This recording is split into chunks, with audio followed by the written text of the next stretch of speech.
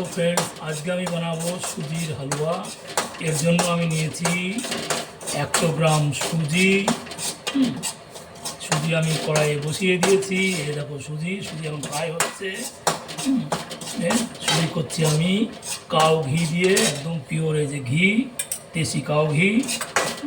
এর জন্য আমি নিয়েছি কিছু কিশমিশ, আমি ভিজিয়ে রেখেছি। এই যে কিশমিশ ভিজানো আছে।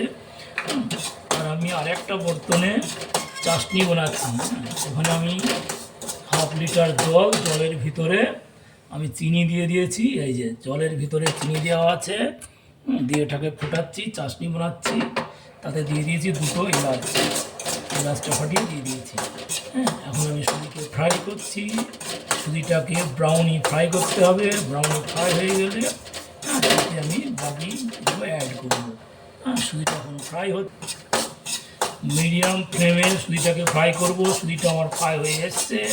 এই যে সুজিটার কালার দেখো ব্রাউনি হয়ে গেছে। এখন আমি এতে অ্যাড করব আমার চাশনিটা। দেখো এতে ধোয়া উঠবে এক্ষুনি। চাশনিটাকে অ্যাড করে দিলাম।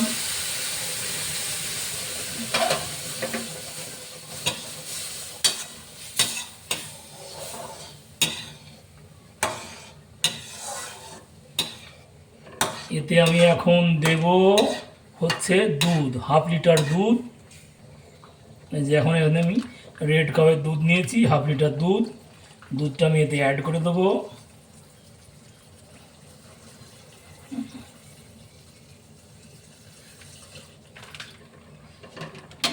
দুধ আমার অ্যাড করা হয়ে গেল। এখন আমি এতে দেব কিশমিশ। এই যে কিশমিশগুলো আমার আগের থেকে ভেজানো ছিল, কিশমিশ দিলাম। এতে আপনারা আরও ড্রাই ফ্রুট দিতে পারেন, যেমন কাজু দিতে পারেন। আমি আপাতত কিশমিশ দিয়ে বানাচ্ছি। সুজিটা আমার বেনে গেছে, এই দেখো ফুটছে, এখন মোটামুটি গাঢ় হয়ে গেছে। গ্যাসের ফ্লেমটা লো করে আমি এখন ফোটাচ্ছি এটাকে। সুজির হালুয়াটা আমার বেনে গেছে। এখন আমি এর উপরে 1 টেবিল স্পুন ঘি দিয়ে এটাকে আবার মিলিয়ে দেবো।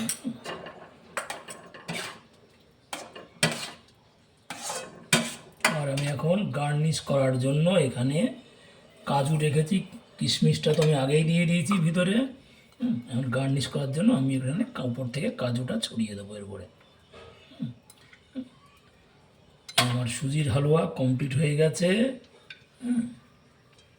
এইভাবে তোমরা বানিয়ে দেখো, ভারী সুন্দর লাগবে। Good bye.